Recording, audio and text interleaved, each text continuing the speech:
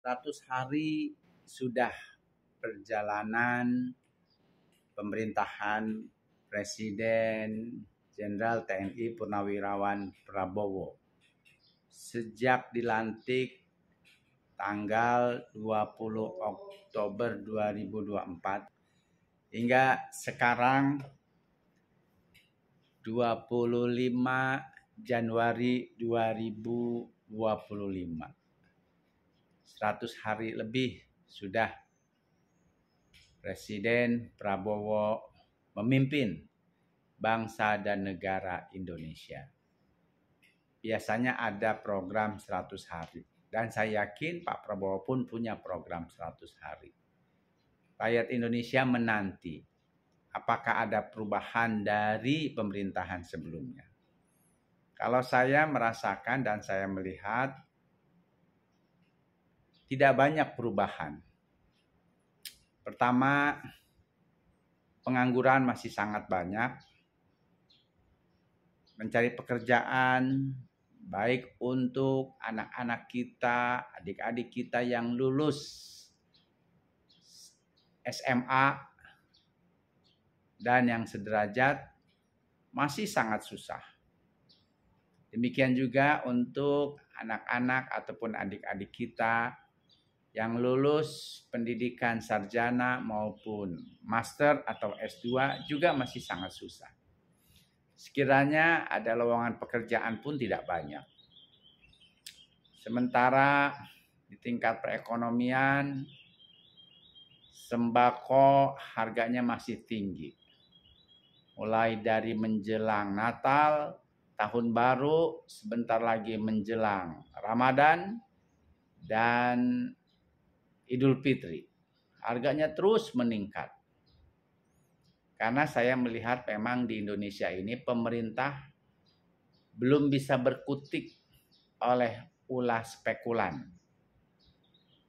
maupun ulah para tengkulak. Terlalu bebas permainan di pasar sembako. Harusnya pemerintah seperti zaman Presiden Soeharto dahulu mampu mengendalikan harga sembako. Sehingga harganya itu bisa dikendalikan dan para produsennya maupun tengkulak itu tidak mengambil keuntungan yang sangat besar, sementara mereka mengambil dari para petani kecil dan menjual ke tangan konsumen sangat tinggi harganya, sehingga pedagang pun kesulitan untuk menjual dari sembako itu sendiri. Karena itu menurut saya di zaman pemerintahan ini saya melihat Presiden Prabowo akan kembali menghidupkan peran penting dari Bulog, Badan Urusan Logistik. Gitu. Yang lainnya yang saya amati dari 100 hari lebih pemerintahan Presiden Prabowo Subianto, tingkat keamanan masyarakat itu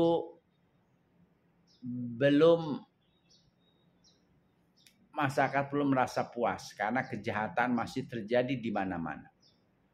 Baik di desa, terlebih lagi di kota-kota besar.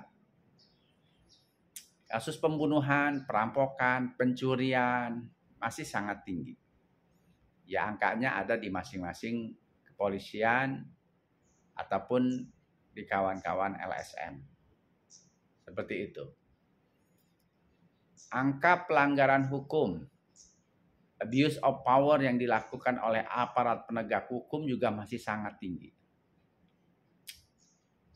Kemudian juga ini yang mungkin agak kesulitan buat Pak Prabowo, banyaknya para hakim yang menyalahgunakan kekuasaan, menjual beli perkara, sehingga orang-orang yang bersalah, koruptor dan pembunuh yang harusnya dijatuhi hukuman berat, dibebaskan.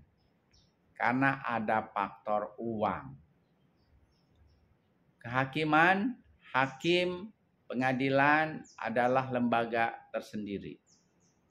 Kalau presiden, menteri itu masuk lembaga eksekutif, kehakiman, pengadilan itu masuk lembaga yudikatif.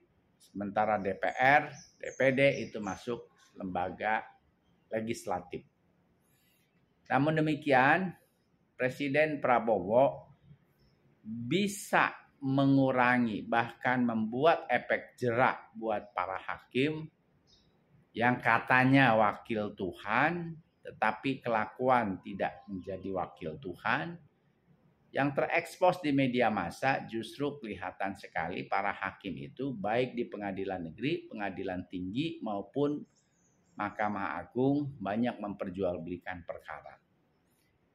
Yang dapat dilakukan oleh Pak Prabowo sebagai presiden untuk mengendalikan para hakim sekaligus juga mengembalikan peran dan marwah hakim supaya benar-benar menjadi wakil Tuhan dalam menegakkan kebenaran dan keadilan adalah dengan mengoptimalkan peran kejaksaan dan KPK.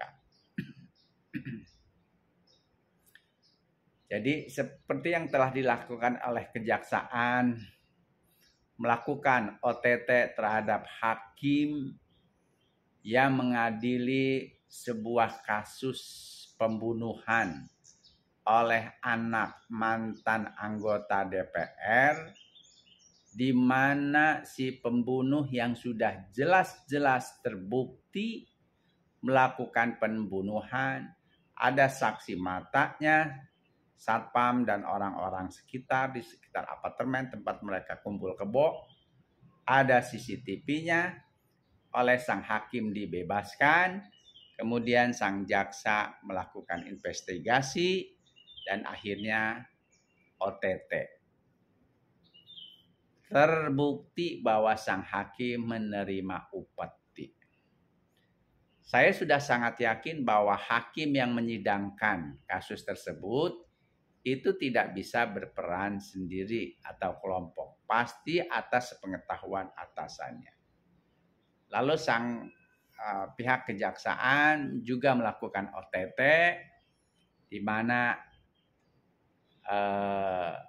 berhasil ditemukan di kendaraan pribadi istri sang ketua pengadilan tempat pembunuhan tersebut disidangkan di wilayah Jawa Timur, ditemukan uang sebesar 23 miliar rupiah di kendaraan pribadi istri dari ketua pengadilan negeri. Kemudian jaksa juga menemukan uang 1 triliun di rumah mantan pejabat Mahkamah Agung di kawasan Senayan. Nah, aksi-aksi seperti itu saya yakin itu bisa menimbulkan efek jerak bagi pihak hakim untuk kedepannya tidak main-main lagi.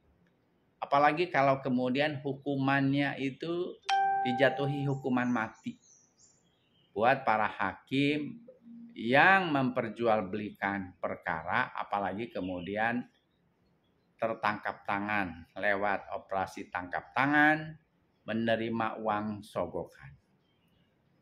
Kalau tidak berhasil tangkap tangan, PPATK bisa lebih ditingkatkan perannya. Mengawasi rekening-rekening para hakim dan anggota keluarganya. Seperti itu. Nah, saya pikir Pak Prabowo sebagai presiden, sebagai kepala negara, sebagai kepala pemerintahan, bisa memaksimalkan semua alat dan kelengkapan yang dimiliki oleh negara ini supaya tidak ada lagi kasus-kasus aparat penegak hukum yang harusnya menegakkan hukum, tetapi malah justru memperjualbelikan hukum. Akibatnya yang salah jadi benar, yang benar jadi salah. Yang kuat tetapi pecundang, dan melakukan kejahatan itu semakin kuat sehingga bisa semakin melakukan berbagai macam tindak kejahatan. Nah, yang lemah walaupun benar itu semakin dirugikan dan terzolimi atau dizolimi. Nah, ini yang harus dihindarkan. Seperti itu. Yang lainnya, lembaga-lembaga pemerintah termasuk pelayanan publik, saya pikir juga belum menunjukkan perbaikan yang signifikan. Jujur bisa saya katakan, pelayanan publik yang dilakukan oleh instansi pemerintah itu jauh lebih baik pada saat Presiden Susilo Bambang Yudhoyono berkuasa. Ya. Kenapa? Karena semua diawasi. Dan pelayanan publik jujur di wilayah DKI Jakarta jauh lebih bagus pada saat Jokowi jadi gubernur, dilanjutkan oleh Ahok sebagai gubernur. Itu pelayanan publiknya jauh lebih bagus. Tetapi setelah itu, yang kita harapkan Jokowi bisa meningkatkan pelayanan publik saat beliau jadi presiden, malah drastis turun. Nah, setelah Ahok tidak jadi gubernur, dilanjutkan oleh Anies Rashid Baswedan, saya melihat pelayanan publik yang diberikan oleh instansi pemerintah provinsi DKI Jakarta juga turun. Seperti itu. Nah, saat ini di bawah pemerintahan Presiden Susilo Bambang Yudhoyono, saat ini di bawah pemerintahan Presiden Prabowo, pelayanan publik yang diberikan oleh berbagai kementerian dan instansi pemerintah tingkat pusat maupun daerah masih mengecewakan. Ya. Hal yang perlu dikoreksi salah satunya adalah ya banyak lah ya itu. Saya pikir semua pemerintahan, kementerian itu harus melakukan perbaikan secara bukan lagi evolusi tapi revolusioner. Supaya tujuan adanya kementerian yaitu melayani masyarakat, melayani negara, menjadi motor kemajuan bangsa dan negara itu bisa benar-benar tercapai. Seperti itu. Dan ini koreksian juga buat Pak Prabowo. Tolong dibenahi Balai Besar Badan Pengawasan Obat dan Makanan. Saya melihat 5 tahun terakhir ini BBPOM tidak menjalankan fungsinya dalam mengawasi, memeriksa peredaran obat dan makanan di Indonesia dalam rangka melindungi keselamatan dan kesehatan rakyat Indonesia.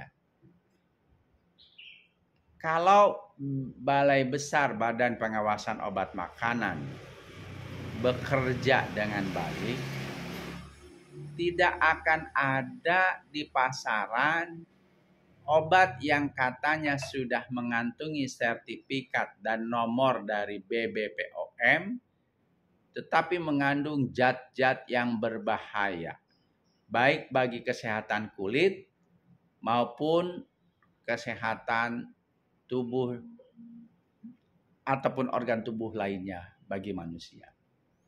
Contoh yang paling nyata adalah banyak skincare, obat ataupun alat untuk kesehatan kulit, untuk pemutih kulit yang dijual di pasaran yang katanya sudah mendapatkan sertifikat Balai Besar Pengawasan Obat Makanan, tetapi ternyata mengandung zat-zat yang justru dalam jangka panjang itu merusak kulit para wanita maupun lelaki yang menggunakannya. Nah, tentu ini harus introspeksi buat Balai Besar Pengawasan Obat dan Makanan. Karena peranan dan fungsi Balai Besar Pengawasan Obat dan Makanan sangat penting dalam melindungi kesehatan dan keselamatan rakyat Indonesia. Seperti itu. Kemudian beberapa hari yang lalu, kelompok media massa terkemuka di Indonesia, Kompas Gramedia, melakukan survei kepuasan terhadap berbagai lembaga pemerintah di Indonesia termasuk DPR.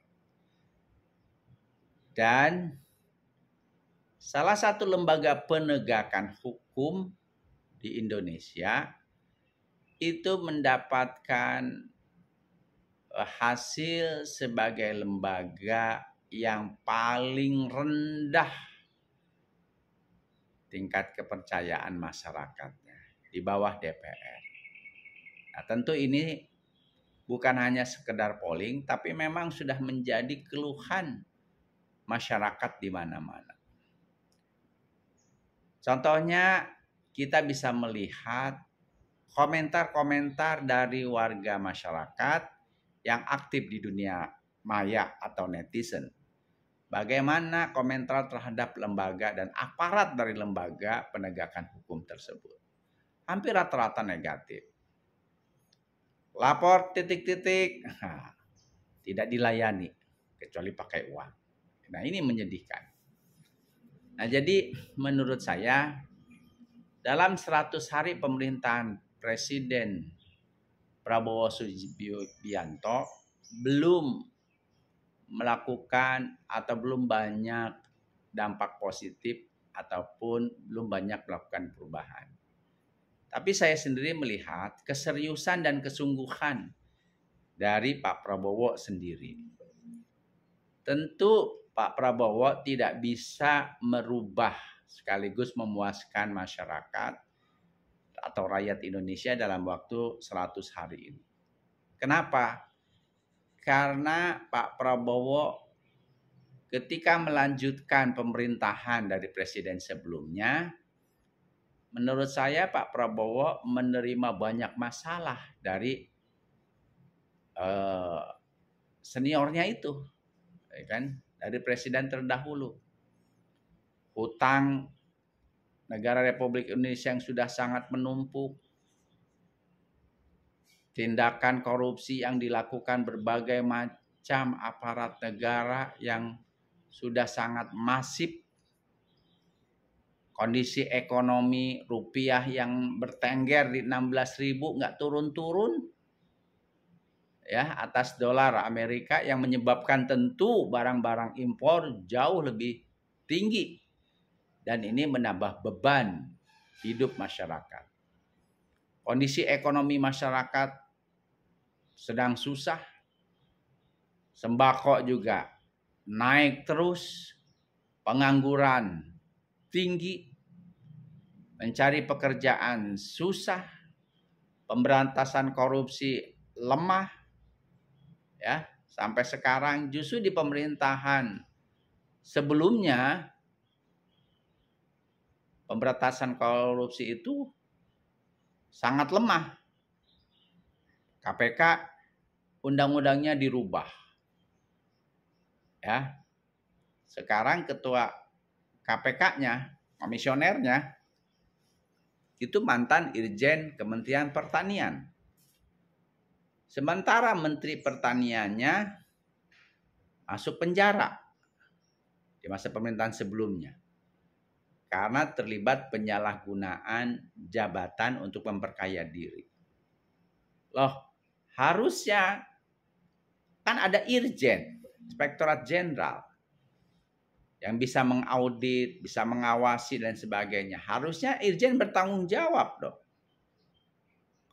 Kan Irjen harus bertanggung jawab kalau di kementerian tersebut ada berbagai macam tindakan korupsi, termasuk tindakan yang dilakukan oleh pihak menterinya.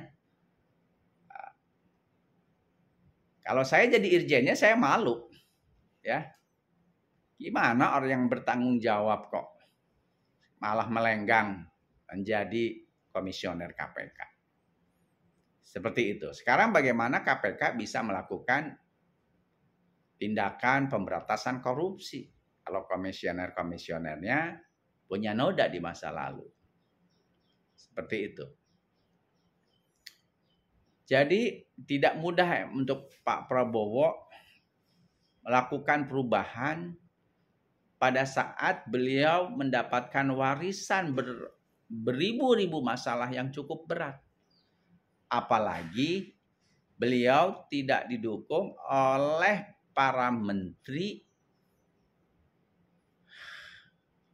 yang punya integritas dan kualitas ataupun kapabilitas yang sangat bagus. Bahkan ada menteri-menteri zaman sebelumnya yang diangkat kembali. Saya dapat informasi itu karena titipan presiden sebelumnya. Seperti itu. Jadi memang tidak mudah buat Pak Prabowo untuk lakukan perubahan sesuai dengan harapan sebagian besar dari rakyat Indonesia. Apalagi Pak Prabowo didukung oleh menteri-menteri yang menurut saya kurang cakap dan kurang punya integritas yang sangat baik.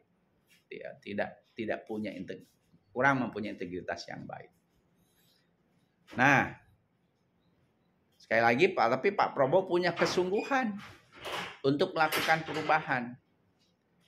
Yang menyelamatkan dan mengharumkan Pak Prabowo di 100 hari pemerintahannya adalah ketegasan Pak Prabowo untuk mencabut pagar laut sepanjang 30,16 km di perairan Tangerang, Banten. Di sini terlihat bahwa Pak Prabowo tidak terlibat dan tidak ada kaitan dengan pembuatan pagar laut tersebut. Sehingga Pak Prabowo bisa memerintahkan TNI Angkatan Laut, tentu dari Panglima TNI Angkatan Laut, untuk mencabut pagar laut tersebut. Apa yang dilakukan oleh Pak Prabowo itu membuat sebagian besar masyarakat happy. Sebagian besar rakyat Indonesia happy. Karena apa? Karena jujur saja saya sendiri membaca, mendengar, menonton kasus pemagaran laut sepanjang 30,16 km. Itu jelas-jelas melanggar hukum negara. Itu ya. Dan bukan hanya melanggar hukum negara, itu telah merugikan kurang lebih 6.300 masyarakat Banten dan DKI yang berprofesi sebagai nelayan dan petani budidaya laut. Karena dengan adanya pemagaran itu, nelayan tidak bisa mencari ikan. Kalau dia harus mencari ikan, dia harus jalan lagi, lebih jauh lagi. Itu kan perlu bensin untuk motor perahunya, perlu konsumsi yang lebih banyak lagi, perlu waktu yang lebih banyak lagi, sementara juga merusak ekosistem, keanekaragaman hayati, dan lain sebagainya. Seperti itu. Dan yang lebih membuat kita semua geram, saya pikir semua rakyat Indonesia yang masih punya hati nurani, punya akal yang jernih, otak yang cerdas, otak yang jernih, otak yang cerdas, geram melihat kasus udah laut dipagarin, disertifikatkan oleh siapa? Oleh aparat negara dari kantor Kementerian Agraria Tata Ruang Badan Pertanahan Nasional. Itu yang bikin kita geram. Yang lebih geram lagi, pembuatan pagar laut itu kan makan waktu yang lama dan perlu menggunakan alat-alat modern. Karena nggak mungkin bisa dilakukan secara tradisional. Jadi itu perlu menggunakan alat-alat modern, itu perlu memakan waktu yang lama dan biaya yang besar. Kok aneh kalau Kementerian Kelautan tidak tahu? Ya. Jujur aja, instansi negara yang banyak mengawasi laut itu kan banyak. Selain TNI Angkatan Laut, ada Polairut, ada Bea Cukai, ada Kementerian Kelautan dan Perikanan, KKP. Masa sih pemagaran laut tersebut yang sedemikian lama kemudian menggunakan alat-alat berat tidak diketahui? Aparat-aparat negara tidak ada yang curiga. Saya yakin sih pasti alat-alat negara itu apakah dari pihak TNI, Bea Cukai, Polairut, Kementerian Kelautan, Perikanan pasti melihat dan menyaksikan. Cuma mungkin nih ada backing yang lebih besar, ada orang yang berkuasa yang lebih tinggi lagi, mereka tidak berkutik. Tuh. Dan ini terbukti ketika Pak Prabowo memerintahkan TNI Angkatan Laut mencabut pagar-pagar tersebut, ada salah seorang menteri yang keberatan. Ya. Masih dengan macam-macam alasan. Kita harus cari tahu dahulu siapa yang memagar, jangan langsung cabut. Cukup segel saja. Ya, segel mah tidak menyelesaikan masalah. Nanti kalau masyarakat tidak memberikan perhatian, tidak lagi jadi viral, cuman disegel saja, itu segelnya hilang, pemagarannya berlanjut. Apalagi sudah ada sertifikat. Setelah pemagaran, nanti direklamasi. Jadilah nanti kepulauan ilegal yang kemudian kalau sudah ada sertifikatnya diklaim milik keluarga-keluarga tertentu. Itu laut milik negara, itu laut milik rakyat Indonesia, bukan punya keluarga cukong. Nah, jadi sikap yang ditampakkan oleh Menteri Kelautan, Kementerian Kelautan dan Perikanan sungguh menyakiti hati rakyat Indonesia. Dan menteri tersebut, ya menteri zaman Jokowi juga. Jadi sikap Pak Prabowo memerintahkan pencabutan pagar laut tersebut itu menggembirakan sebagian besar rakyat Indonesia, Pak Prabowo. Menutup kekurangan-kekurangan 100 hari Pak Prabowo yang belum bisa menggembirakan rakyat Indonesia. Tapi instruksi Bapak kepada TNI Angkatan Laut untuk mencabut pagar-pagar laut tersebut, Pak, itu sudah menggembirakan rakyat Indonesia. Saya dan kawan-kawan aktivis lainnya sih, kita sudah menduga siapa itu yang memerintahkan pagar laut tersebut. Saya pikir juga Pak Prabowo akan dengan mudah menemukan siapa yang memerintahkan.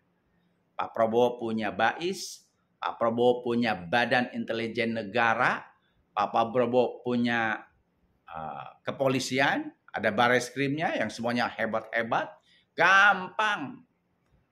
Pak Prabowo juga ada Kementerian Kelautan, ada istilahnya penyidik sipilnya, gampang Pak. Pasti gampang diketahui. Seperti itu. Nah, jadi pertama Pak Prabowo rakyat happy Pak, mendukung langkah Bapak. Tapi tidak cukup hanya mencabut pagar Pak.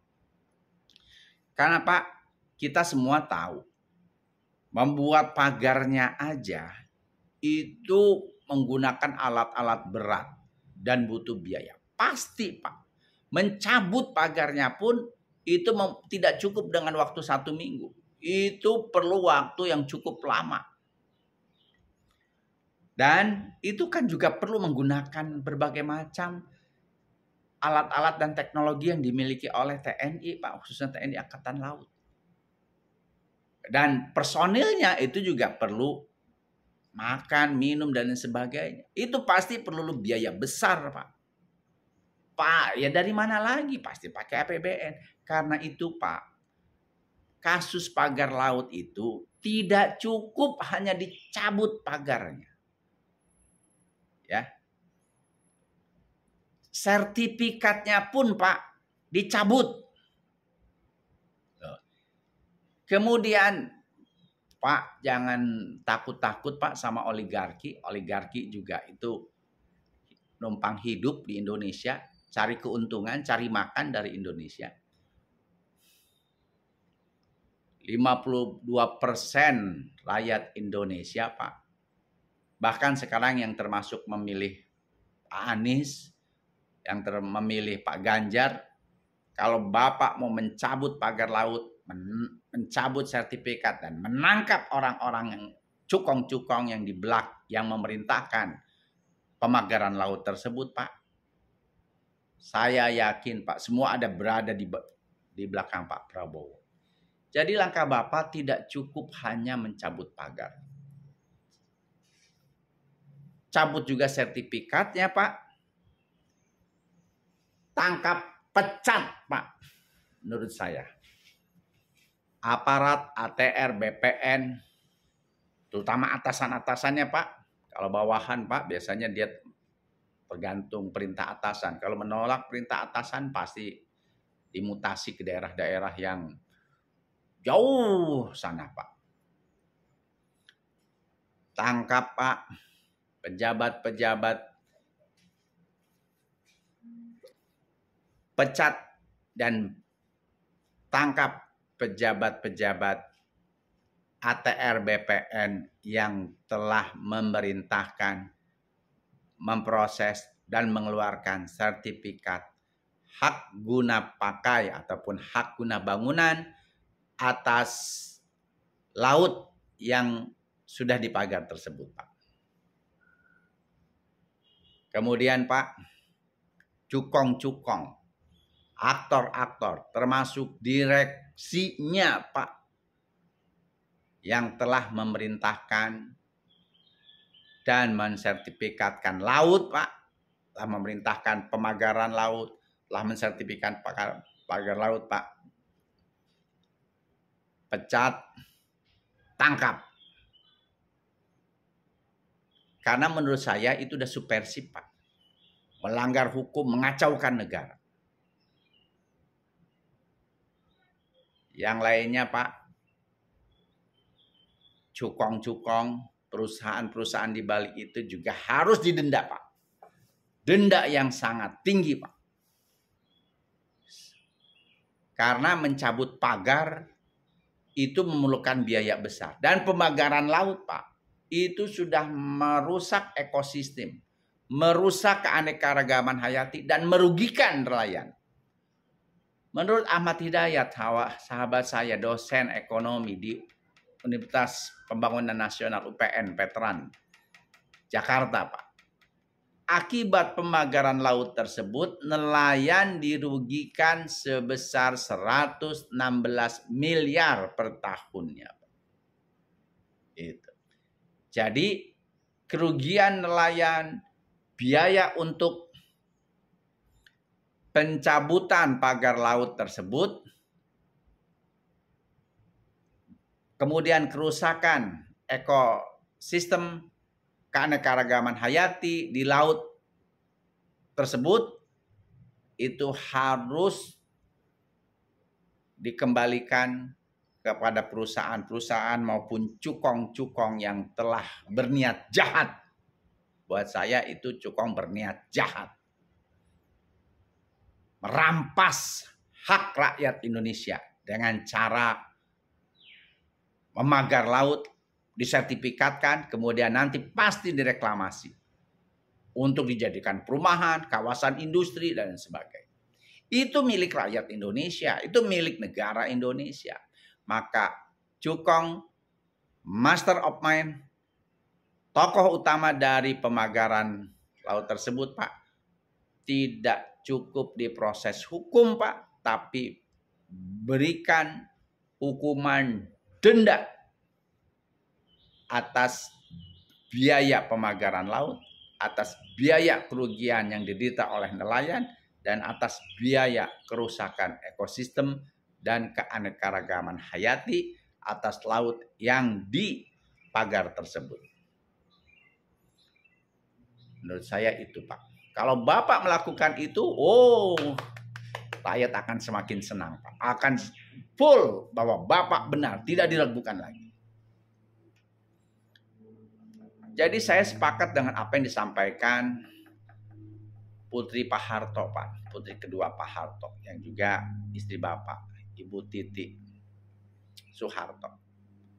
Jadi jangan takut para menteri termasuk presiden oleh para oligarki. Kalau menurut saya oligarki itu juga cari untung, Pak. Mendapatkan banyak keuntungan dari negara Indonesia, dari rakyat Indonesia. Itu.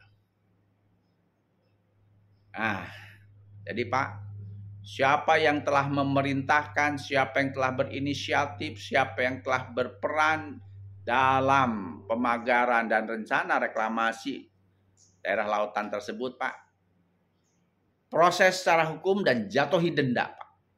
Kalau Bapak lakukan itu, rakyat sepenuhnya akan mendukung Pak Prabowo sebagai Presiden Republik Indonesia. Nah sekarang saya jujur ya, saya tertawa melihat kelakuan Cukong.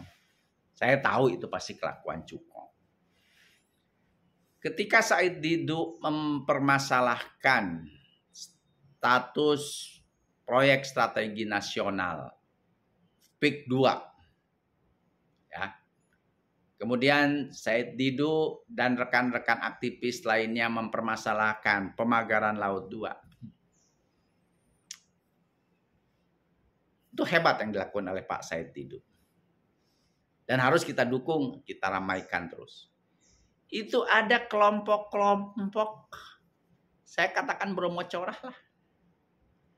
Yang mengataskan tokoh agama, yang mengataskan tokoh mahasiswa, yang mendukung program pemagaran laut. Lalu ada juga yang memfitnah nelayan. Mereka bilang, pagar laut ini dibuat swadaya oleh nelayan. Bohong. Pemagaran laut tersebut itu butuh peralatan canggih, butuh alat-alat berat modern, dan butuh biaya yang besar. Aduh, itu yang bilang, yang memfitnah nelayan. Dia bilang pemagaran laut itu dilakukan oleh nelayan secara mandiri. Itu fitnah.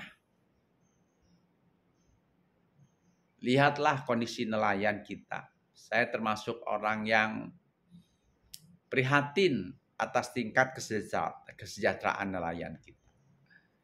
Dibanding petani, nelayan mungkin nasibnya masih kurang beruntung. Boro-boro ngebiayain pemagaran laut. Ya. Buat menyekolahkan anaknya tinggi aja udah susah. Itu ya. Fitnah bener tuh orang itu. Nggak takut mati ya. Ingat, kehidupan di dunia ini sementara, semua ada dimintai pertanggungjawaban di akhirat. Terus ada lagi mantan ngaku aktivis mahasiswa mendukung pemagaran laut tersebut. Begitu kita periksa, udah dari perguruan tinggi Ya, dari perguruan tinggi swasta, DO pula. Aku ngakunya mahasiswa. Sok jadi bukan pembela rakyat itu sih.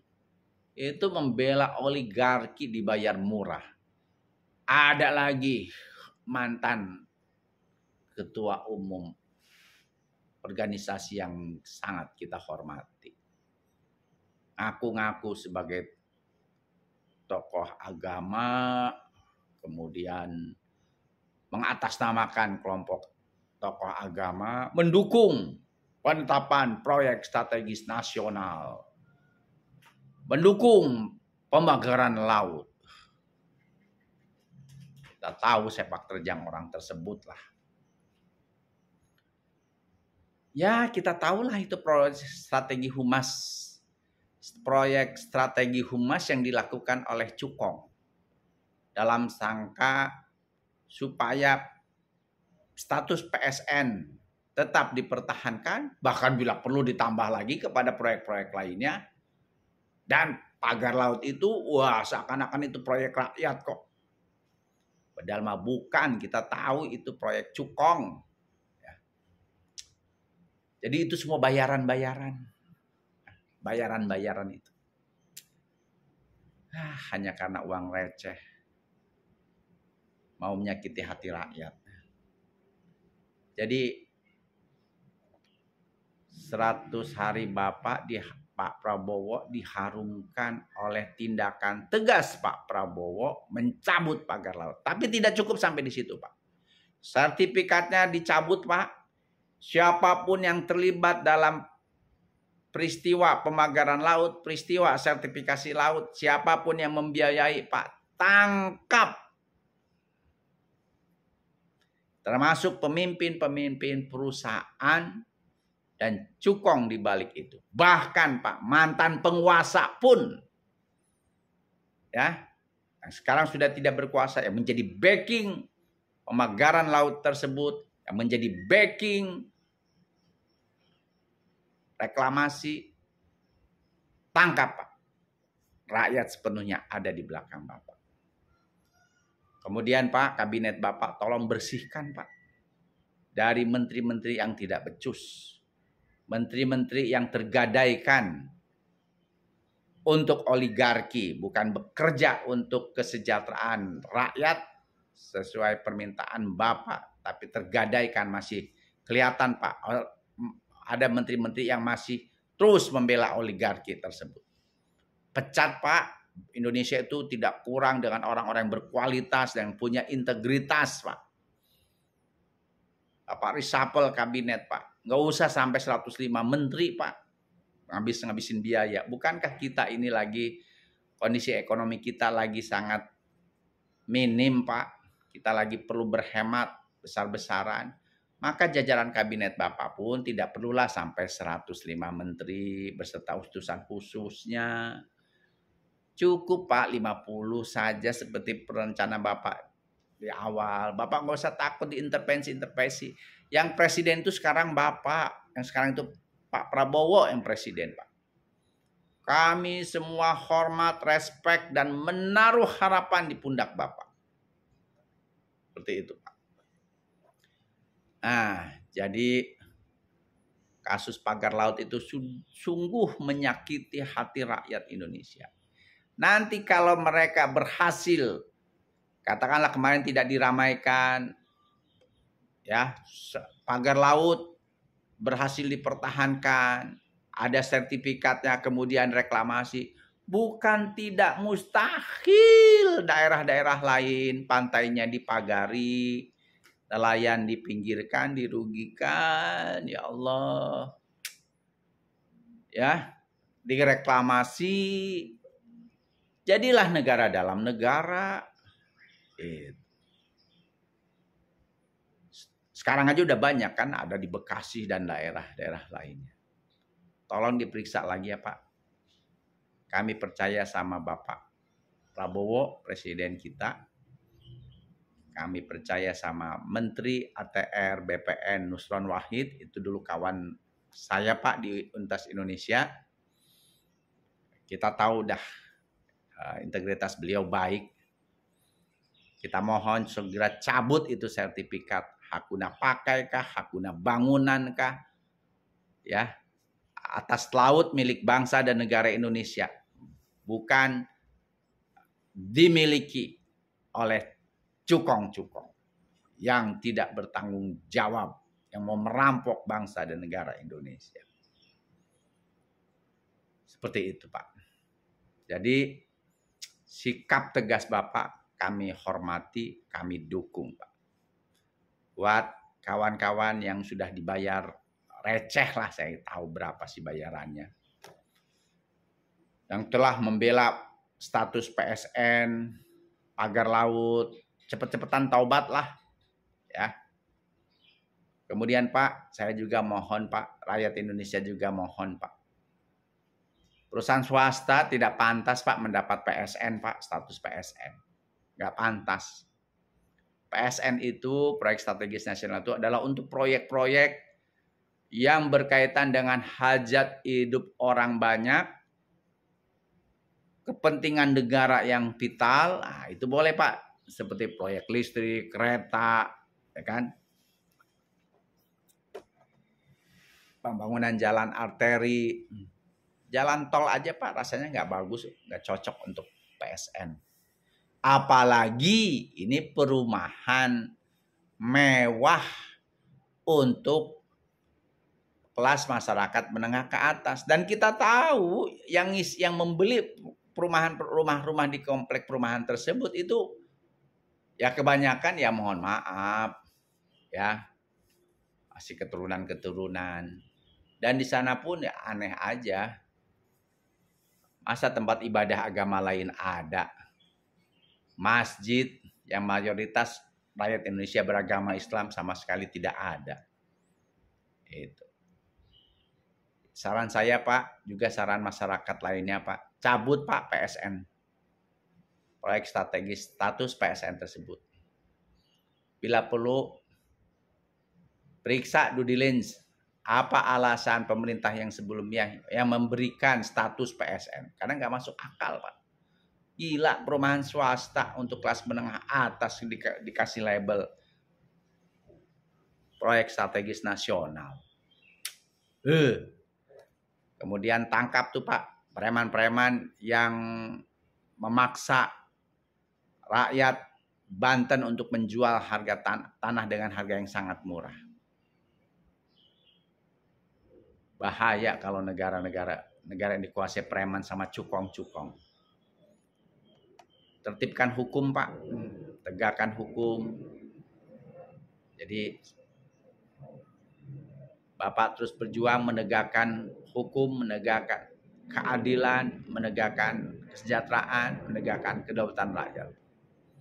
Indonesia, negara Indonesia yang sama-sama kita cintai ini adalah untuk rakyat Indonesia saat ini dan yang akan datang Pak, sampai dunia ini kiamat. Bukan hanya untuk cukong Pak. Cukong ya sama rakyat biasa lah. Jangan terlalu diberikan fasilitas, apalagi dibiarkan merusak, merobek hukum, peraturan, dan rasa keadilan.